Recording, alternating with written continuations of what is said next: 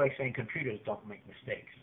You can't not blame the computer if you see a glitch on it, because it was not the computer's fault that there's a glitch. Someone built that computer. Someone programmed that computer. Someone, an individual, a person, or a demon, programmed that computer, put it together. They are the reason, that there are glitches. You can't blame the computer because the computer does not have any life. There's nothing to it. There's no life and no breath in that. So you can't blame something without life and breath.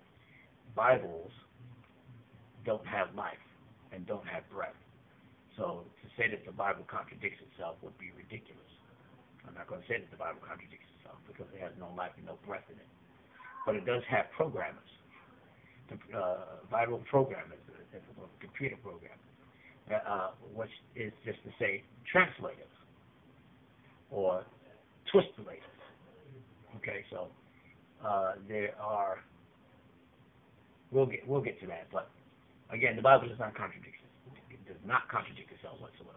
Okay, because it has no life and no breath in it. It's an inanimate object or whatever you call it. It's external. It can't talk. Bibles don't talk. So, Bibles can't contradict themselves.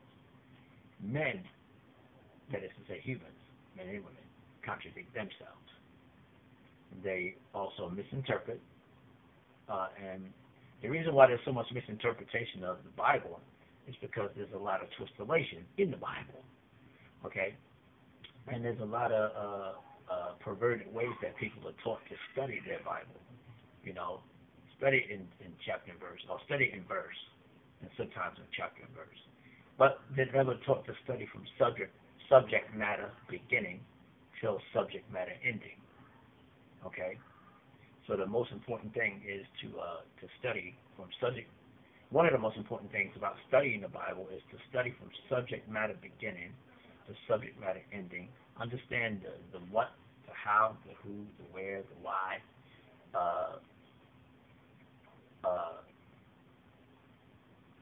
Let's give an example. Who is being spoken to?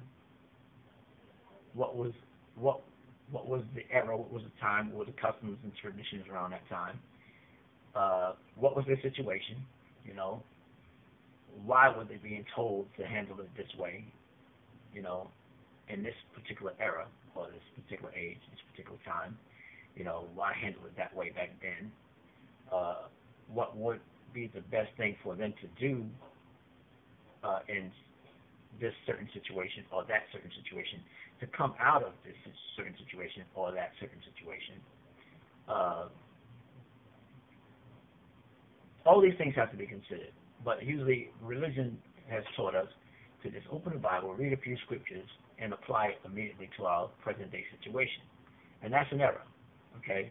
And the Holy Spirit basically began to teach me that when I was living in Ohio back in 2001, 2002, somewhere around there. That's when he began to teach me that about subject matter beginning to subject matter ending, keeping everything in context with the way it's supposed to.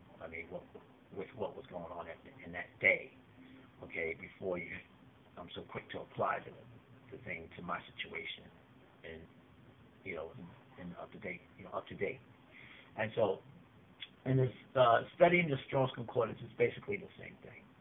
And you got to be led by the Holy Spirit when you're studying the Bible. You got to be led by the Holy Spirit when you're studying the Strong's Concordance.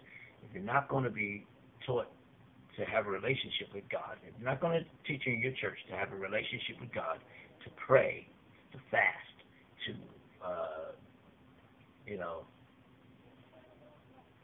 to talk to God, and to wait on Him, to have times of silence when you just sit there in silence, and just they're not going to teach you to sing, minister unto Him by songs of praise and worship, in your own personal thing.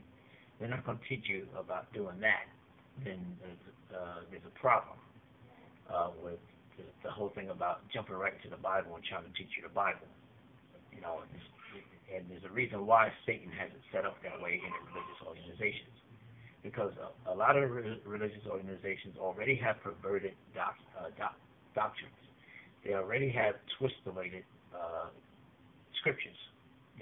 scriptures that are misinterpreted, letters that are misinterpreted, and turned into doctrines before your pastor and your pastor's pastor that was passed down to your pastor, from your pastor's pastor, and from his pastor and his pastor's pastor. And it's already set that way. So when the devil has it set up that way, so he doesn't mind you being born again. Okay, that's a write-off. If he can still kill you or get you to fall in line eventually down the road, down the pipe, he's trying to get you to eventually fall in line with the Antichrist spirit, with the Antichrist, and make you think that it is Christ, to lead you to, from the beginning, from the time you were first born again to the time you actually bow your knees to the Antichrist. In between that space, that's his window of opportunity to make people that got born again